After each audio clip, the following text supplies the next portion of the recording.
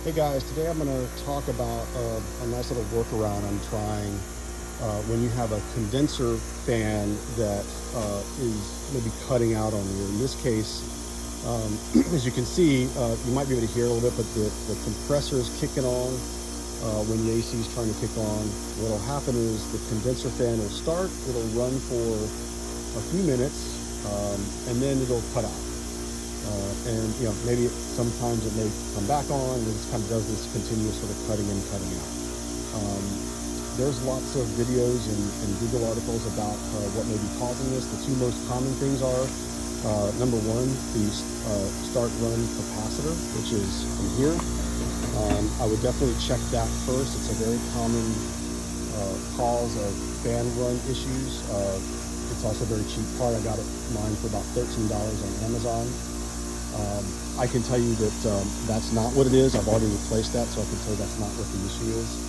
The second issue is that occasionally these motors will eventually get worn out and they overheat. Inside, when the bearings and just the various inner workings of the motor wear over time, the motor gets hot, and the way you know that is you feel this. You can feel like this is very hot, especially these nuts are just very hot to the touch. And that's usually an indication that the motor is wearing out, it's overheating, and that's what causes the fan to stop.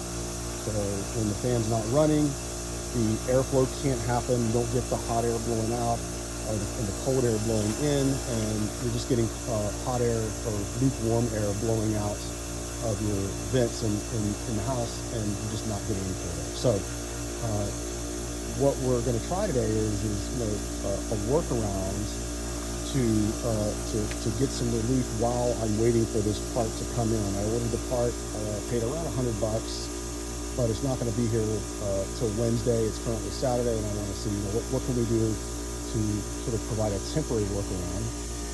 And so, hence, I've got this guy.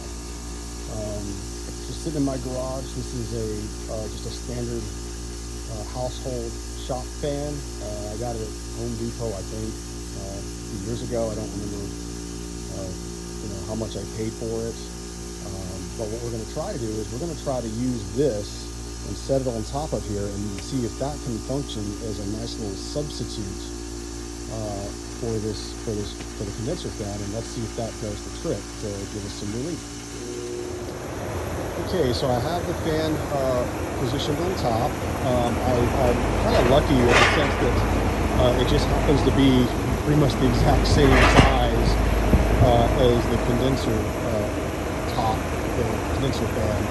I just have it plugged into a regular 115 volt outlet where I have my sprinkler system plugged in. And when I feel it, I feel warm air blowing out. I mean, I definitely seems to be working. One thing I'll say is when I look at the video, it doesn't look like the blades are spinning very fast. They actually are. I mean, I have this on high. There's two settings. It is actually spinning fairly good. It's obviously not going to run as fast or as powerful as the regular condenser fan because this is just a regular 115 volt household fan. But it does seem to be doing the trick, and I just went inside and felt the air blowing out, and it is blowing cold air.